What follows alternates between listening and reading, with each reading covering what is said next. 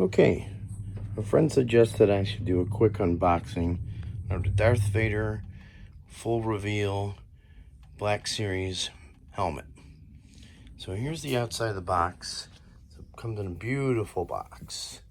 Nice illustrations, very nice finish on the box. There's what you get inside.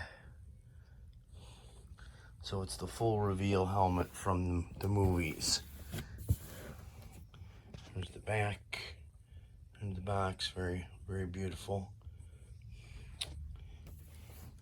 There's the last side. And back to the front. So just a little bit of forewarning. I've already untied and cut the tape that's inside and on the box, and it requires 2 AAA batteries for the sound effects that are inside of it. So there's what you get there. It's not entirely movie accurate. There are some out there, but this is a very, very affordable alternative to some of the very high-priced movie accurate ones.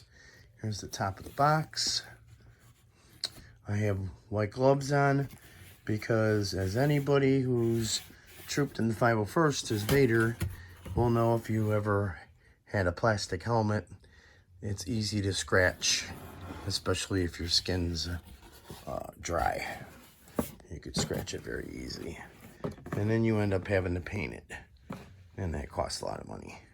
Anyway, so we open the box up, and there's a little insert holder, and there's tape running from here to here. That's already been cut, so we could go ahead and remove this. And we see the top of the dome, and this is a little tricky because you have to squeeze these here and then pull up from the back. Okay, so now I got to do this with one hand holding the camera. So here's a little handle on each side, so you can pick that up completely, and it pulls the whole shooting match out of there. So you got the helmet then moves out. I'm going to keep it in the bag because I don't want to handle it even with gloves on to keep my skin from scratching it, because it's going to keep it in pristine condition until it goes in a display case, which it probably will.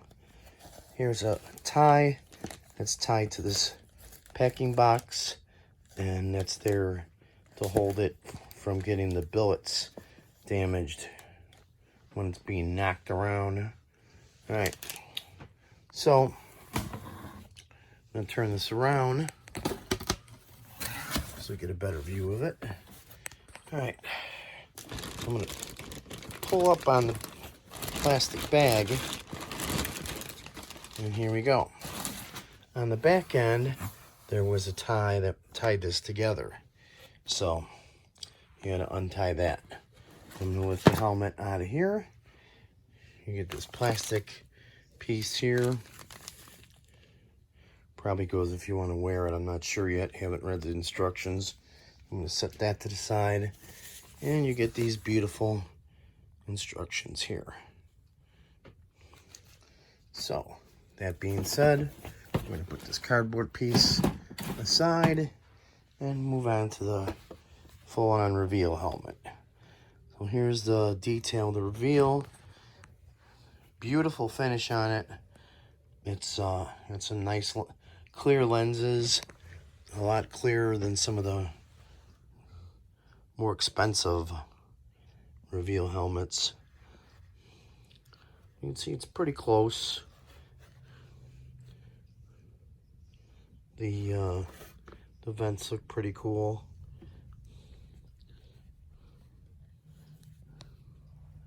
The bottom's kind of screened in because the inside detail of this is really crazy. So we're going to flip it around. I'm going to see, here's the cowl that comes with it. It's not as detailed as some of the expensive masks, but in a display cabinet, it's passable. So it looks pretty good. So here's a button here, and behind this collar there's a chute, a compartment for the 2 AAA batteries.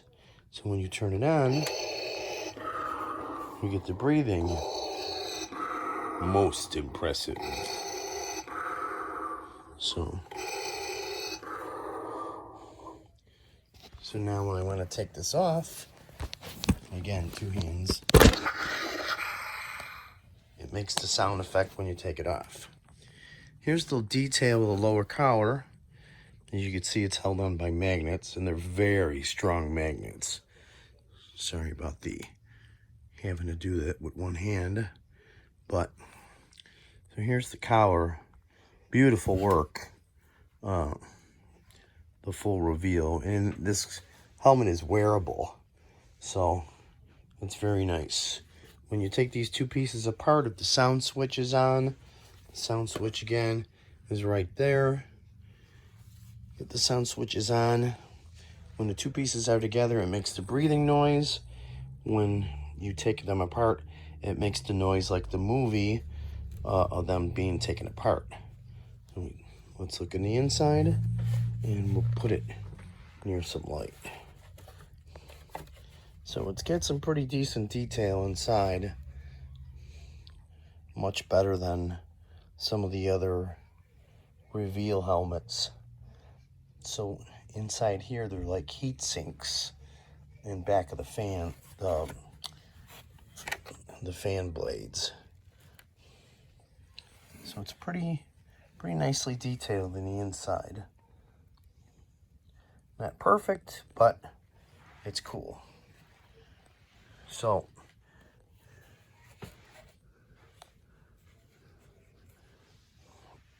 look at the magnetics on the bottom.